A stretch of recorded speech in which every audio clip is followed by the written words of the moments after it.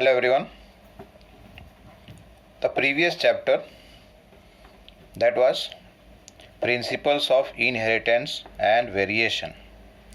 We have learned about how or what are the factors that are responsible for inheritance, that is the passing of the character from one generation to another, that is from parents to the offspring, where we started with the experiment that was conducted by Mendel, Gregor Johann Mendel. And then, according to whatever observation he received or whatever observation he made, based on that, he proposed his three laws: laws of dominance, law of segregation, and law of independent assortment, based on his studies on 7 pair of traits or characters in pea plant. When his work was published in 1865, the scientists during his time did not accept his conclusions, and therefore what happened? For the next 35 years, his work or his laws and principles that he had stated was hidden, means it remained hidden because nobody paid attention to it. But in 1900, what happened? 3 scientists, if you remember, De Vries, Correns and Schermark, these 3 scientists, they paid attention, or otherwise you can say they rediscovered the principles of Mendel that he had published in 1865, that is 35 years back. And later on, the studies of chromosome was possible because of some improvement, you can say, in the microscopy, where it was possible to study about the cell division, mitosis, and also in case of meiosis. Later on, 2 scientists, that is one Sutton and Boveri, in 1902, they proposed here the chromosomal theory of inheritance. Chromosomal theory of inheritance, but they were not able to again, means here what happened? Sutton and Boveri, by that time the chromosome was studied, and because of that it was possible for them to decide and know more about the genes and chromosome. That is, the word that was used, the term that was used by Mendel was a factor. And when these 2 scientists, Sutton and Boveri, they studied about the genetics, they found here that the factor that was mentioned by Mendel is quite similar to the genes and the chromosome. And based on that, based on the principles of Mendel and also the present knowledge during their time, they proposed the chromosomal theory of inheritance. But they were not able to provide any proof for that. So that proof was provided by Morgan by his studies on the fruit fly, that is Drosophila melanogaster. And after that, that is post-Mendelian genetics, that also includes linkage, and later on studies of the chromosome was possible, where further developmental biology helped the scientists at that time, means the development that took place in the field of biology was helpful to study about the determination of sex, about the reason or the cause for mutation, and then later on the understanding of how some of the characters are inherited from the parents to the offspring with the help of the chromosome, either the autosome, which are 22 pairs, or otherwise with the sex chromosome, which are present only one pair. Now coming to the next chapter, sixth chapter, I am starting. This is chapter number 6 here. Just a minute. That is molecular basis of inheritance. In this chapter we are going to mainly study about the DNA. Okay, and then also along with that how DNA is transcribed into RNA, and later on RNA is code for the synthesis of protein. All those topics we are going to discuss. Now when we had discussed in the chapter biomolecule in class 11, at that time we had discussed about the nucleic acid, that nucleic acids are of two types and they are actually a polymer of nucleotide. That is, nucleic acids are polymer of nucleotides, and there are two types of nucleic acid here which are found in the living system. One of them is called as DNA and the other one is called as RNA. Okay, now here DNA, the full form is deoxyribonucleic acid and RNA is ribonucleic acid.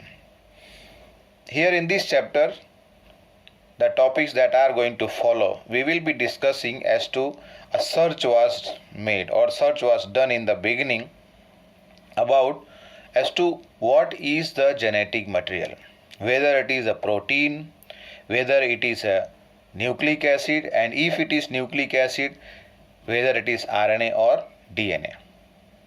That was long back when the DNA was not established as the genetic material, but now we have the knowledge, we have the information, we have learned that from our lower classes.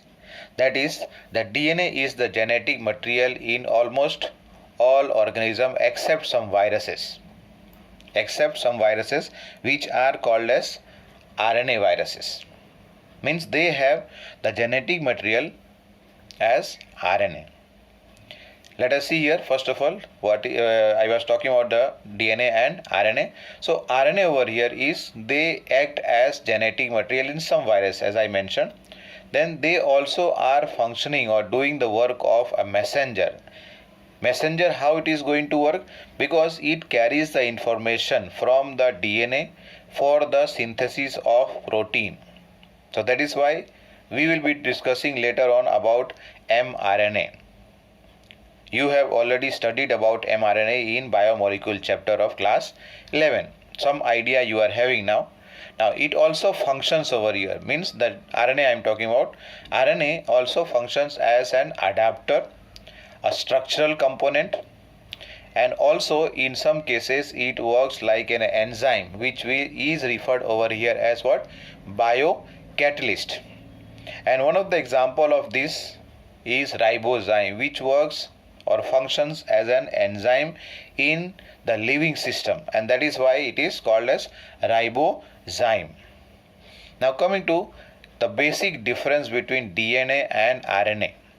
Already that you know, I am just here little bit revising as to what all knowledge already you have. Only thing that we have to little bit remember. The first point here is that the DNA is having two chains. Means the DNA is a double helical structure which is made up of two chains of polynucleotide, or otherwise two polynucleotide chains make up the DNA, that is double helical. And the RNA, it contains only one chain, that is only one helical chain, which is made up of nucleotide, here, so that can be called as polynucleotide. Only single chain is present here, whereas in case of DNA, double chains are present or double strands are formed here, present here. STRAND, strand. Either you call chain or strand. The second point here, that DNA has a different kind of sugar as compared to the RNA. DNA has a deoxyribose sugar, whereas in case of RNA, the sugar that is present is called as ribose sugar. I am going to show you the figure, in figure, how these both sugars differ from each other. They differ only in the presence of an extra O here. If you see here, the first one, in case of, let us say first of all RNA case, ribose sugar. At the second carbon here, what is present here? OH is present. But whereas in case of the deoxyribose sugar, at the second carbon, instead of OH, only H is present. Means what? One extra O, you can say, over here is present. That means the difference between both of this is what? The presence of OH group at the second carbon of the ring. That is the sugar, pentose sugar ring. Let us come back here. Difference I was talking. Third point, the pyrimidine base that is present in case of the DNA is thymine and cytosine. Purine in both cases are the same, adenine and guanine, whereas they differ only in one of the nucleotide, that is one of the nucleotide base, that is nitrogenous base here. Once more, pyrimidine base that is present in case of DNA is thymine and cytosine. Thymine can be written in short as capital D and cytosine can be written in short as capital C. Whereas same thing in case of RNA. Pyrimidine has the cytosine, but instead of thymine it has uracil. Means thymine is present in DNA and in place of thymine RNA has uracil and cytosine as it is. Adenine, guanine is present here as purine bases. And the last point over here is that the DNA contains all the genetic information that is required for the processes of, that is starting from, let us say, DNA to protein. And in case of RNA, it helps mainly in the protein synthesis, and we are going to study in this chapter about the DNA, how it behaves and how it controls the synthesis of a new chain of RNA, or otherwise it also directs or gives the code for the synthesis of protein. So in this chapter, what all topic we are going to touch, or what all topic we are going to study and learn here. First of all, we will discuss about the structure of DNA. How it replicates, means how it produces, synthesizes its own copy. And then later on, how it is able to make the RNA from the DNA, and that process of conversion of information from DNA, or otherwise synthesis of RNA from DNA, is called as transcription. Then later on we are going to study about the genetic code, which decides as to what will be the sequence of amino acid on the particular protein chain. So many different kinds of proteins are present in our body. They are synthesized here inside our body only. So each of these proteins are having different sequences of their amino acid. So the codes or the sequence of amino acid that should be attached one by one or one after one, that is decided by the code which is present on the messenger RNA. But this again, messenger RNA has been produced from the DNA. We are going to learn about that. Next one is the protein synthesis as a whole, which is called as translation. That is the information that is present in the mRNA that is useful, or that is used, or it directs the process of protein synthesis, and that process is called as translation. And then later on we are going to also study about the regulation of gene, as to what all structures are there, what are the different functions of different genes that are present on the whatever the gene we are going to study, whatever the parts are there, what are the enzymes, some structural genes are there, and some genes are there which are responsible for production of or synthesis of different enzymes. All that we will be learning here. And then towards the end, we also will study about the Human Genome Project, that is HGP. that is HGP in short, Human Genome Project, as to what was the essential or what are the essentials of human genome sequencing. Here in this, a project was taken up to sequence the gene of human being. All the 46 chromosome, whatever genes they are having, all the genes were sequenced, and this work was carried out throughout the world. It was not done by only one lab or one research institute. The work was divided, assigned to different research institutes, to different scientists, and we will be discussing about that as to what are the features of this genome project, what was the aim of this genome project, and towards the end we will be discussing about the one of the topic that is very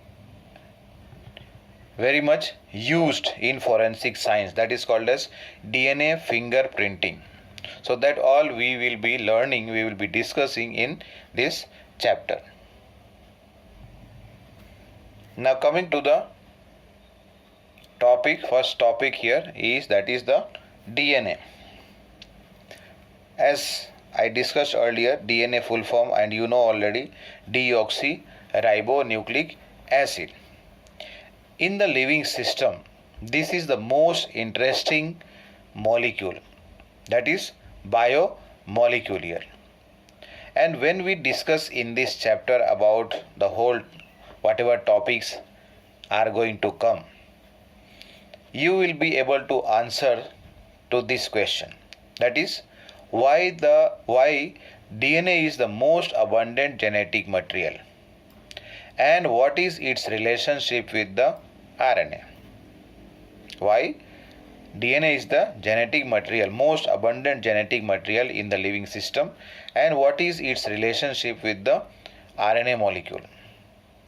So we will be searching for that answer after understanding all the topics that are related to this DNA. Now DNA, as I mentioned earlier, it is made up of a polymer, or otherwise it is a long polymer made up of nucleotide, that is deoxyribonucleotide, because here the sugar present is deoxyribose sugar. So as a result of that, the name will start here as what? Deoxyribonucleic acid, or otherwise nucleotide. Here we are talking, because here I am talking about the nucleotide. So that's why nucleotide will be called as generally deoxyribonucleotide, and DNA is called as deoxyribonucleic acid. Now this length of DNA is usually definite for a particular species. The length of DNA is usually definite for a particular species, and this length of the DNA chain is counted, let us say, in number of nucleotide, or otherwise it is taken as a pair of nucleotide which are present on the opposite chain of the DNA. You know about the DNA that it is made up of two chains which run opposite to each other in direction, means anti-parallel. They are first of all parallel, plus also they run into opposite direction. After some time we are going to come to the structure of the DNA. At that time we will be discussing. But here what I want to say here, or what you have to understand here, is the length of DNA. It is definite for a particular species, and which is measured in the number of nucleotide. And when we talk about the DNA, because the DNA is made up of two chain, on which what happens, the two nucleotides will be present, where they make a pair, like adenine pairs with thymine, A pairs with T, and guanine pairs with cytosine, that is G and C pair with each other. As a result of that, AT will be called as a base pair, GC will be called as another base pair. So number of base pairs are counted here, and this becomes the characteristic of a particular organism. Now let us take some example here. 4 examples we are going to take up here. The first one is about a bacteriophage. I hope you remember what is a bacteriophage. It is a virus which attacks or which infects bacteria. And the name of this bacteriophage is kept as 5X174. 5X174, it is mentioned here in the bracket also, that is 5X174. It has total number of nucleotide as 5386 nucleotide. If we have to make that into base pair, you have to just divide by 2, that will be equal to 2693 base pairs. Then coming to the next second one, another bacteriophage which is called as bacteriophage lambda. Bacteriophage lambda here, it has total 48,502 base pairs. 48,502 base pair. The third one here is E. coli bacteria, that is Escherichia coli. E for Escherichia, it is named after the scientist Escherichia. So that's why the name has come from the name of the discoverer, Escherichia, and the bacteria's name has been kept as Escherichia coli, which has total number of base pair here 4.6 multiplied with 10 to the power 6 base pair. You know about the 10 to the power 6. This is equal to 1 million. So we can also write this as directly 4.6 million. 4.6 million here. And haploid content of human DNA. Haploid, you understand, 23 chromosomes only. We write as N. And diploid, when we write as 2N.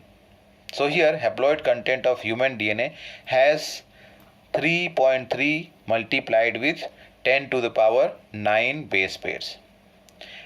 Same thing if we convert into the, if we want to write or to know the diploid content, how much or how many base pairs will be present, what we have to do? We have to just multiply the haploid content into 2. That means haploid content is 3.3 multiplied with 10 to the power 9 base pair. In this we are just multiplying 2 over here, and what we get here is the value 6.6 multiplied with 10 to the power 9 base pairs. So that many what is there? Base pairs are present in the diploid content of human DNA. Diploid content of human DNA has 6.6 multiplied with 10 to the power 9 base pairs. The next topic is the structure of polynucleotide chain. That is a subtopic, you can say, under the topic we had taken the DNA. Under that structure of polynucleotide chain, that is we are going to discuss in this about the DNA or the RNA, which I am going to include in the next video. Thank you.